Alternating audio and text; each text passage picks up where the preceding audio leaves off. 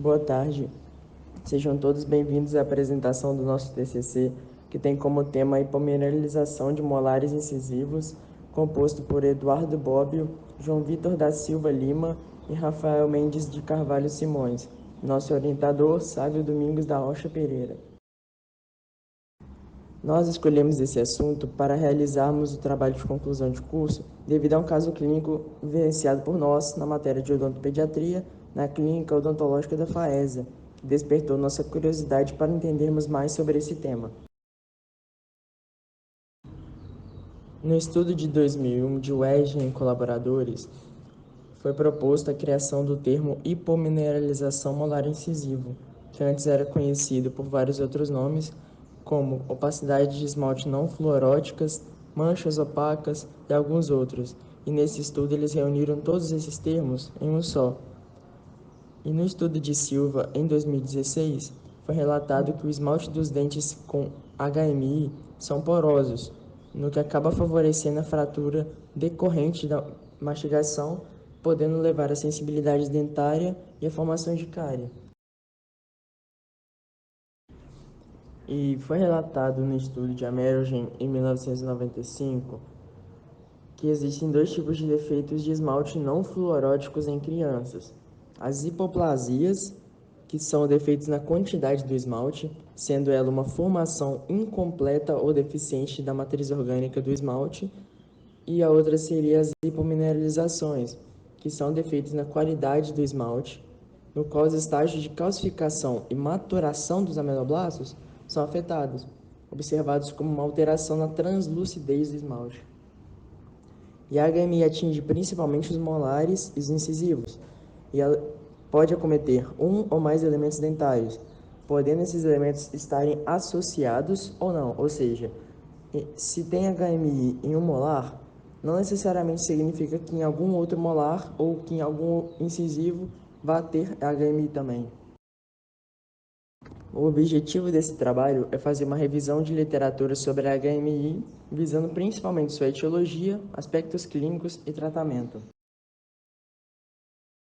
E os materiais e métodos aplicados são as bases bibliográficas online da PubMed, Lilacs, Cielo, entre os anos de 1992 e 2020, tendo sido utilizados os termos hipomineralização molar incisivo, hipomineralização dental e hipomineralização dentária.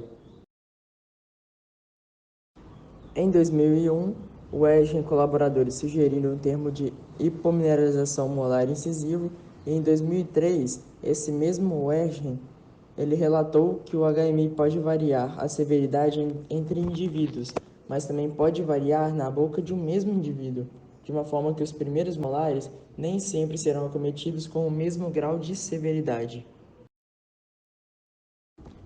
Em 2003, a Academia Europeia de Odontopediatria dividiu a severidade da HMI em suave, moderada e severa.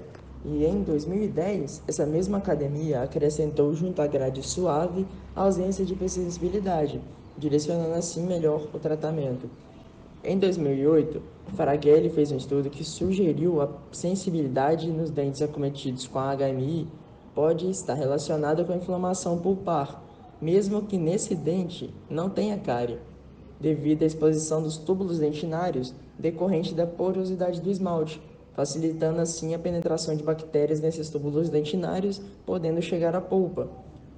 E Ganin, em 2013, ele fez um estudo no qual mostrou que há a possibilidade de acometer também os segundos molares descidos, no qual os aspectos clínicos considerados são extensões do defeito do esmalte, ao estágio de erupção dos dentes, tanto na dentição decídua quanto na permanente, e alguns scores que podem ser realizados apenas em primeiros molares permanentes, segundos molares decíduos, incisivos centrais, laterais inferiores e superiores. Em 2017, Ganin e colaboradores criaram o índice de HMI, que aborda diagnóstico diferencial entre o HMI e outros defeitos no esmalte, sendo alguns deles a opacidades difusas, hipoplasia e a melogênese imperfeita. E esses diferenciais são o estado da erupção dentária, a extensão dos defeitos e os aspectos clínicos. Um dente diagnosticado apenas com opacidades demarcadas foi considerado como ligeiramente afetado, enquanto um dente diagnosticado com defeito no esmalte associado à cárie foi considerado gravemente afetado.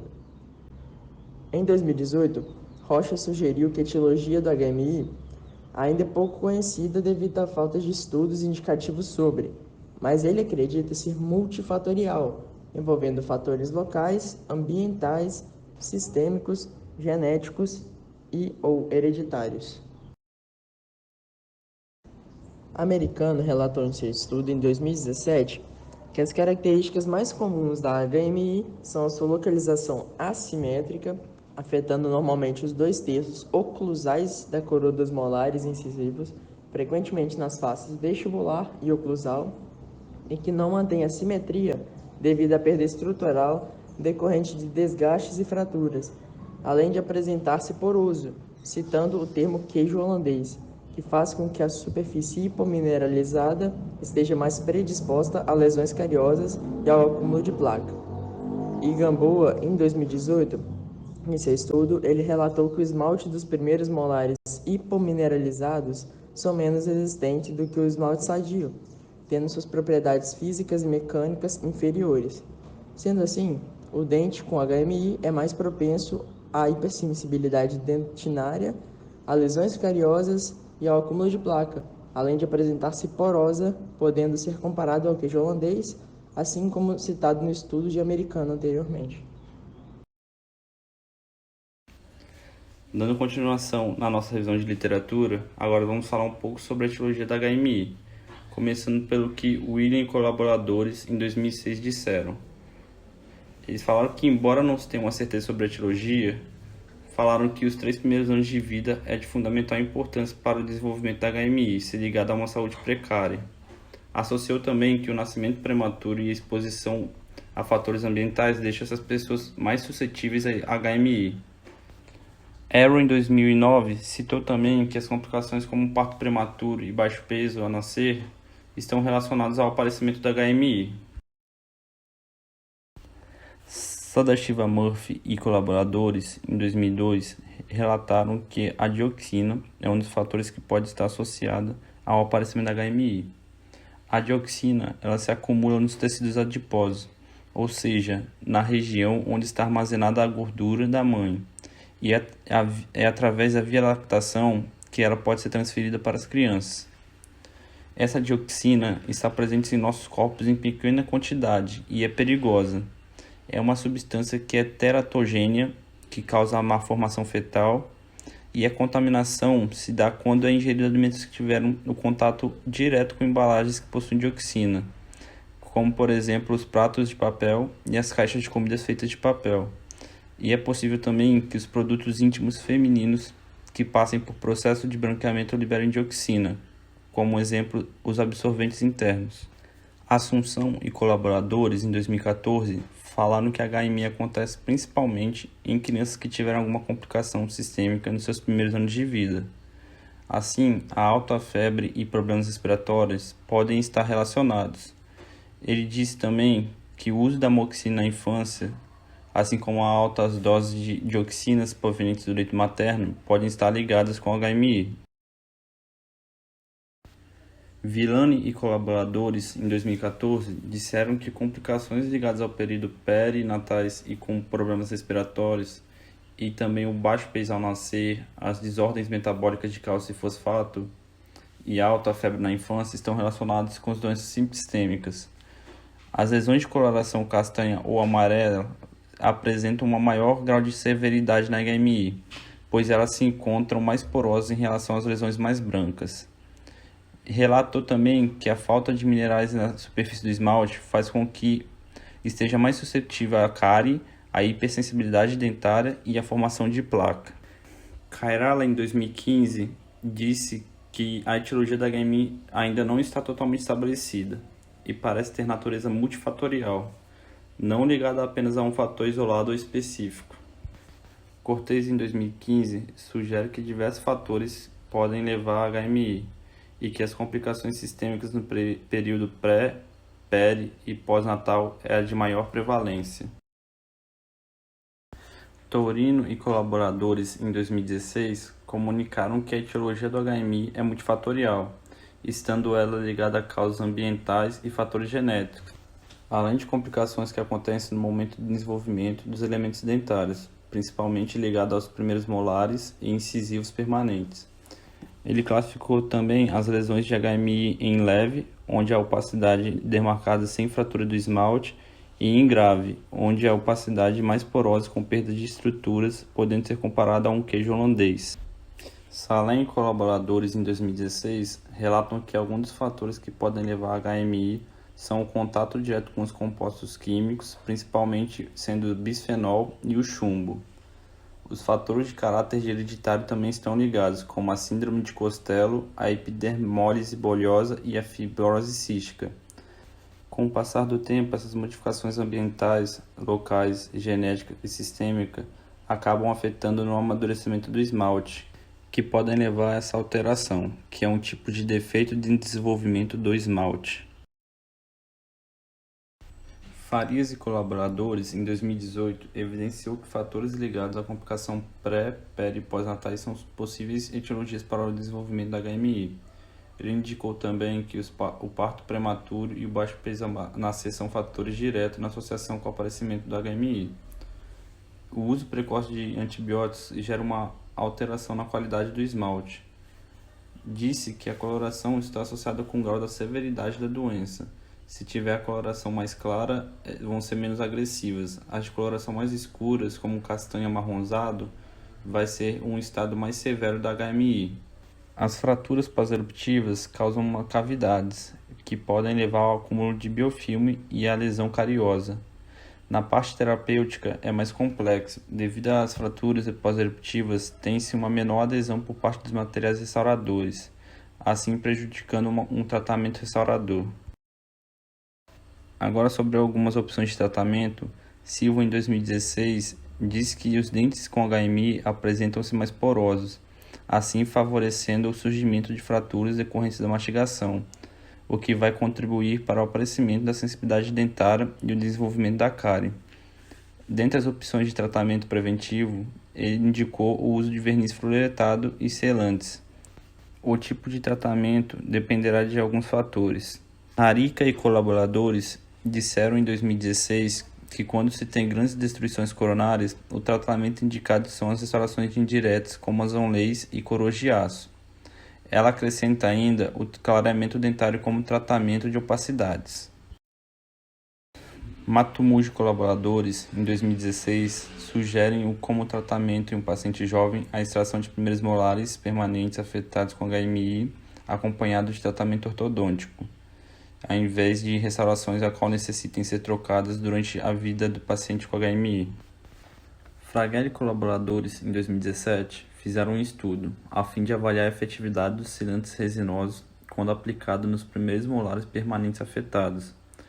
Teve como resultado que os selantes apresentam uma sobrevida semelhante nos dois grupos, assim indicando que os selantes resinosos demonstram uma apropriada medida preventiva contra as lesões cariosas e molares com HMI. Discussão. Autores relatam em suas pesquisas uma etiologia multifatorial, no qual complicações pré, peri e pós-natais estão associadas ao surgimento do HMI. Fatores como desnutrição, problemas gastrointestinais, respiratórios, baixo peso ao nascer também, além de um uso prematuro de amoxicilina e episódios de febre alta. Os compostos químicos, como o chumbo, que está presente nos cabos de telefone, nos cabos de fone de ouvido, o bisfenol, onde ele está presente nos compostos dos plásticos de vasilhas de alimento, de tupperwares. O contato desses compostos químicos nos 3 primeiros anos de vida pode ocasionar o surgimento do HMI. Síndrome de Costello, que é uma patologia autossômica causada por uma mutação no gene HANS. A epidermólise bulhosa, que algumas vezes os portadores dessa epidermólise é afetada pelo HMI por conta da fraqueza das ligações entre o hemidesmóssomos, que é uma divisão dos desmossomos que estão presentes na membrana basal, e entre os ameloblastos, que permite que a albumina sérica, no caso, se infiltre nos esmaltes em desenvolvimento, assim trazendo um resultado de defeito do esmalte, trazendo o resultado de um defeito de coloração, que vai ser mais opaca, mais amarelo castanho. Temos também fibrose cística, que são caracteres hereditários que pode também estar correlacionado com o aparecimento da hipomemorização de molares incisivos. Quando se analisa as manifestações clínicas, as lesões da HMI são bem delimitadas, são opacas, normalmente afetam os 2 terços oclusais dos molares, 2 terços da coroa dos incisivos. As lesões não são simétricas, pelo fato da perda estrutural. É uma região porosa, onde alguns autores, como exemplo o americano, descreve parecer um queijo holandês. Com relação à coloração, que está associada ao grau de severidade da doença, podendo variar entre um leve, um moderado e severa, sendo as leves mais brancas, as moderadas mais amarronzadas e a severa, por sua vez, tende a ser um amarelado,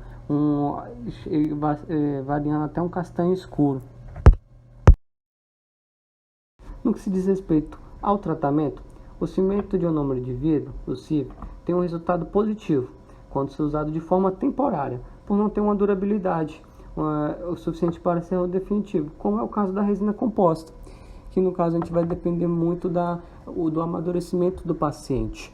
Se o paciente ele não é um paciente ainda maduro para suportar todas as etapas de um tratamento com a resina composta, então devemos usar de forma temporária o CIV.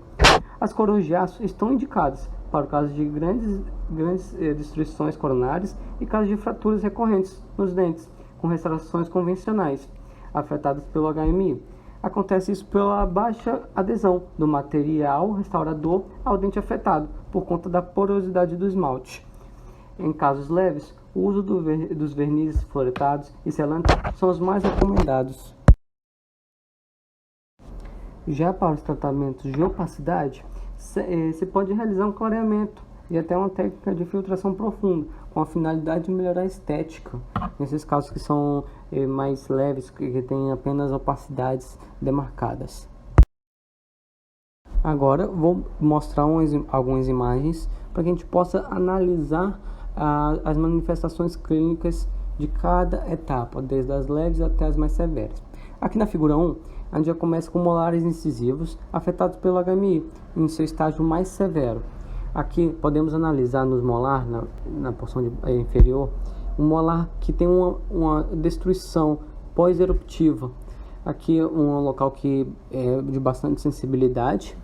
Em cima, e de coloração mais castanho escuro, em cima dos incisivos podemos analisar uma coloração mais amarelada.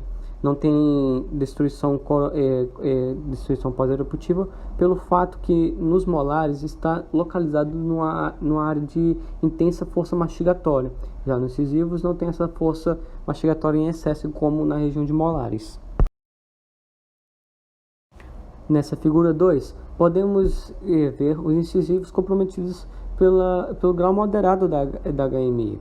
A gente já vê uma lesão amarronzada, não tão comprometedora igual a da imagem superior que foi mostrado, mas podemos ver um comprometimento ainda com uma área estética bem afetada. E por fim, na última figura, podemos analisar os incisivos com lesões provenientes da HMI, com as lesões mais leves. A gente se nota aqui lesões brancas, opacas, bem delimitadas, conseguimos ver onde ela começa, bem delimitadas assim. É uma lesão que pode ser resolvida mais facilmente com a severa. Aqui a gente consegue fazer um clareamento, uma técnica de filtração mais profunda, aí conseguindo amenizar essa lesão branquiçada. Deste modo, terminamos a apresentação do nosso trabalho de término de conclusão de curso com o assunto em hipomineralização de molar incisivo, uma revisão de literatura.